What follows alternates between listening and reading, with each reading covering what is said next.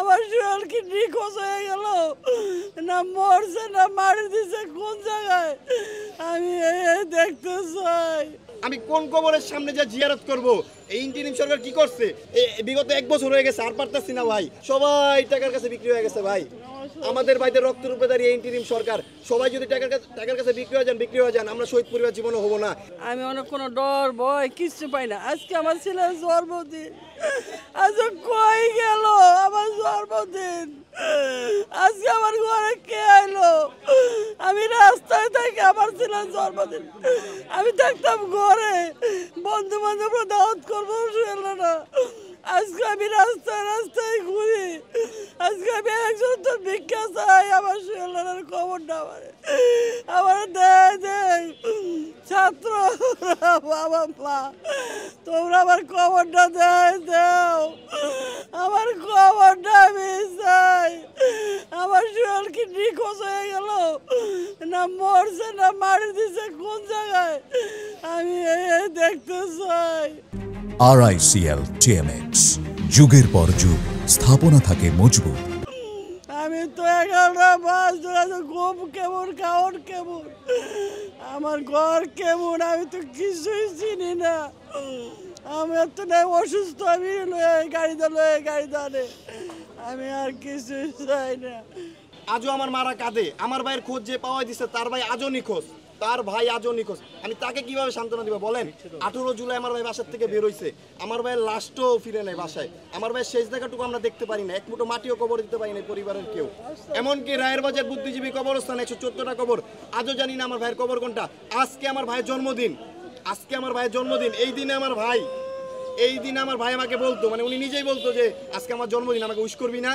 আমি কোন কবরের সামনে যা জিয়ারত করব? এই ইন্টারিম সরকার কি করছে? আর এই ডাকসুতে আজকে আসছি আপনাদের পাশে আমরা, মানে আপনাদের হেল্প লাগবে আমাদের ভাই। বিগত 1 বছর হয়ে গেছে, আর পারতাছি না ভাই। আপনারা যদি আমাদেরকে সাহায্য করেন এই গণকবরের বিষয়টা নিয়ে, তাহলে আমাদের অনেক উপকার হবে। আমার ভাইয়ের কথা তো আমি জানি, ওখানে দাফন করছে, কিন্তু 114টা কবরের মধ্যে আমার ভাইয়ের কবর কোনটা আমি জানি না। কিন্তু এই যে বেওয়ারিশভাবে যারা পড়ে আছে রায়ের বাজার বুদ্ধিজীবী কবরস্থানে, তারা কেউ বেয়ারিশ না, তারা সবাই ওয়ারিশ, তাদের সবার ছিল পিত্ত পরিচয়, ছিল পরিবার। স্বৈরাচার সরকারের কারণে তাদেরকে বেয়ারিশভাবে দাফন করেছে, তারা কেউ বেয়ারিশ না। যারা দাফন করতে সহযোগিতা করছে, শাহবাগ থানা এসআই জব্বার, সে আজ ইন্ডিয়া। কিভাবে ইন্ডিয়া গেল ভাই বলেন? তাকে যখন আমি প্রতিনিয়ত ফোন দিই, সে বলে আমি হাজারীবাগ থানায় আছি। মানে তার সিগনেচারে লাশগুলো দাফন হয়েছে, কারো লাশ একদিন, আমার ভাইকে 5 দিন পর দাফন করছে। 18 জুলাই আমার ভাই বের হয়েছে, যেই রাতে বের হয়েছে সেই রাতে যাত্রাবাড়ি কাজলা মহাসড়কে তাকে প্রথমে টর্চার করছে। টর্চার করার পর তাকে এত পরিমাণ তার শরীরে ছিটাগুলি ছিল যে সেটা গুণে শেষ করা যায় নাই। আর আমার ভাইকে গানশট দিয়ে গুলি করা হয়েছে। তারপর ছাত্ররা নাকি ঢাকা মেডিকেল নিয়ে যাওয়ার পর 8টা বাজে নিয়ে গেছে, 11:45 মৃত্যু শনাক্ত করছে।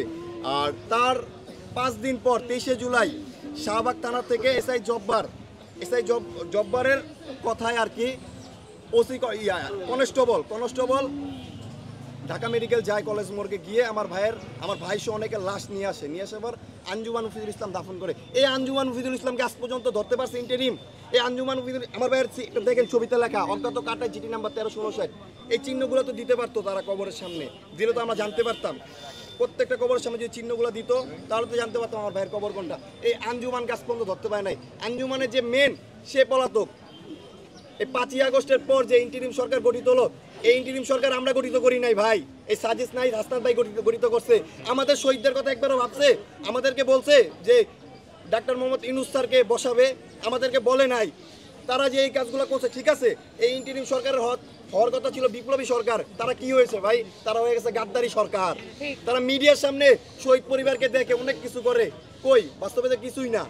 আজকে আওয়ামী লীগ কিভাবে ভাই গুলিস্তানে প্রকাশ্যে মিছিল করে শামীম ওসমানের নেতৃত্বে? ভাই আর কিছুদিন পর আপনারা হয়তো দেশ ছেড়ে পালিয়ে যাবেন। সাজিস হাসনাত নাহিদ ভাই, যদি হাসিনা যদি দেশে আসে, যেভাবে দেশ চলতেছে হাসিনা দেশে আসবে ভাই। সবাই টাকার কাছে বিক্রি হয়ে গেছে ভাই।